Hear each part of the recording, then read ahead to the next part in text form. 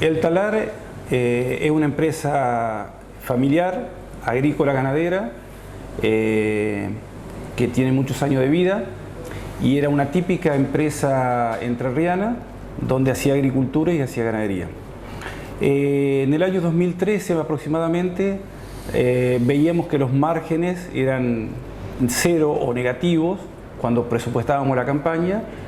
Y a través de una reunión que tuvimos con el grupo CREA Vitoria al cual pertenece la empresa, yo hice una pregunta a mis pares de que por qué seguíamos en una actividad donde nos daba cero o negativo, y la respuesta fue porque lo único que sabíamos hacer y era lo único que nos gustaba.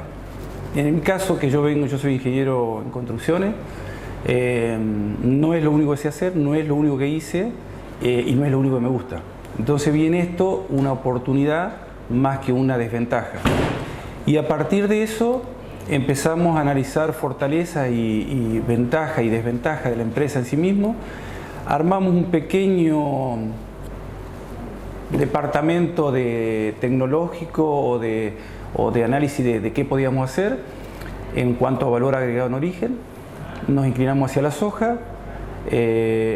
Como ventaja comparativa teníamos un campo sobre ruta, teníamos una planta de acopio que no prestaba servicio a terceros, sino que administraba la agricultura que hacía el campo. El campo hace unas 5.000 hectáreas, entre 5 y 6.000 hectáreas agrícolas año, entre los 3 cultivos principales, con maquinaria propia, con transporte propio y con acopio propio. Con una planta sobre ruta, y eso lo vimos como una ventaja, pero eso no alcanzaba realmente para que la empresa pudiera seguir creciendo. A partir de ahí y de ese análisis dijimos, bueno, tomamos la soja como primera materia prima a industrializar y armamos una planta de extracción de aceite por prensa. Empezamos primero por una línea sin saber cuánto íbamos a poder vender. La realidad es que fuimos vendiendo y empezamos trabajando 2 días y después trabajamos 3. Hoy trabaja, la planta es de 15.000 toneladas más o menos y trabaja de lunes a lunes, las 24 horas del día. Produce unas 15.000 toneladas año de speller, muele más o menos unas 1.200 toneladas mensuales. Y nos encontramos en ese momento con un inconveniente de que cierra la exportación de biodiesel a Europa. Entonces el speller se vendía, pero el aceite no. Inmediatamente nos juntamos con una empresa amiga de características similares, donde veíamos que nosotros podíamos consumir ese biodiesel y armamos una planta de biodiesel tomando como materia prima el aceite que generaba la planta de extracción de aceite. Esa planta es una planta que tiene toda la tecnología de una planta grande en una escala pequeña, y como ventaja más importante no tiene productos residuales, ¿sí? Y como único producto o subproducto que tiene es la fase glicerosa, que esa la planta misma la trata internamente y lo hace con destino consumo animal. De ahí entonces teníamos ya 3 productos. El aceite ya habíamos dado un paso más. El aceite es este que produce la planta, es un aceite desgomado. Actualmente hoy estamos haciendo aceite neutro, que no es esta la muestra, y esto es speller. Estos 2 productos salen en la primera etapa, en la primera fase de proceso. Posteriormente este aceite es tomado por la planta de biodiesel y saca biodiesel, ¿sí? Nos encontramos que este speller es un commodity que tiene sus limitaciones. Si bien es un muy buen producto de consumo animal, tiene sus limitaciones. La pregunta que nos hicimos después, ¿qué paso podemos dar a partir de esa materia prima? Hicimos el mismo proceso, volvimos nuevamente, visitamos la Universidad de Iowa, Estados Unidos, visitamos el INTI, el INTA, distintas universidades, distintos profesionales, y dijimos, vamos a hacer un producto de consumo humano a partir de esta materia prima que hoy generamos. Entonces aparece como producto, que es la última planta que ustedes ven un poco acá atrás, es una planta de soja texturizada, que como ventaja la soja texturizada que es un reemplazo cárnico, tensores cárnicos, sirve para todo lo que es embutidos, sirve para todo lo que es salsa, sirve para todo lo que es rellenos de empanada, relleno de pastas, boloñesa, distintas alternativas, y puede consumirse en su totalidad en forma completa, ¿sí? Es decir, hoy ya hay un mercado muy importante que estamos mirando de veganos y de vegetarianos donde la carne es reemplazada 100% por este producto, ¿sí? Donde se lo saboriza, donde se lo condimenta con distintas cosas, pero se llegan a productos terminados de origen puramente soja texturizada. Para tomar dimensiones del tipo de empresa que estamos hablando de una pequeña empresa agropecuaria, no estamos hablando de una gran empresa agropecuaria con grandes niveles de inversión.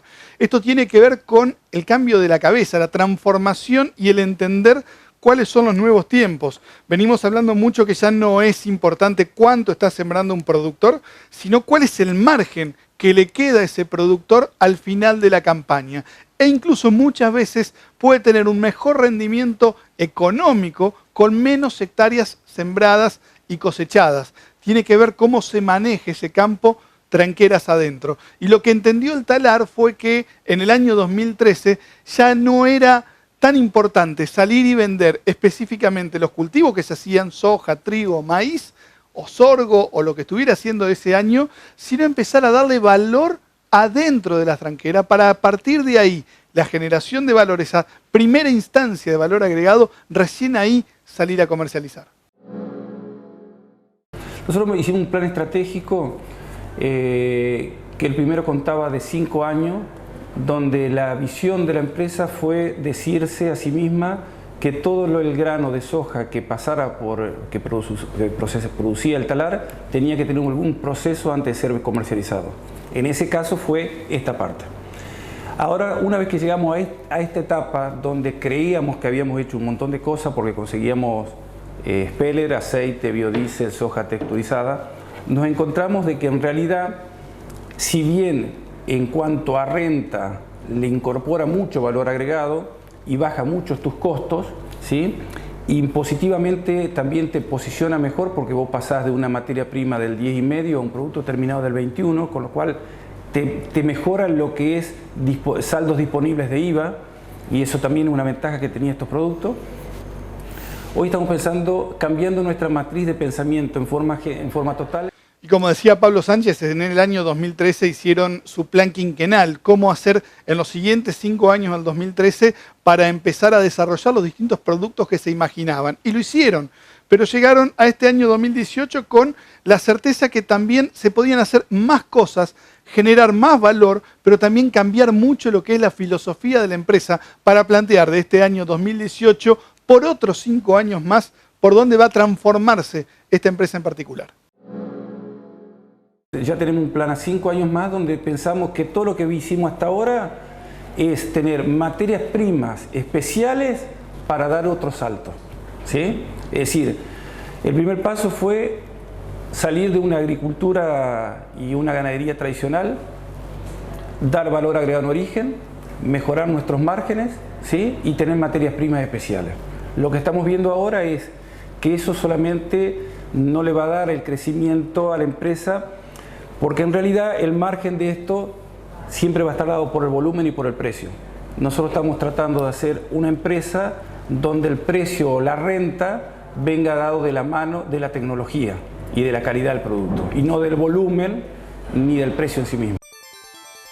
Por Más, ahora es revista y ya está en los kioscos de toda la provincia.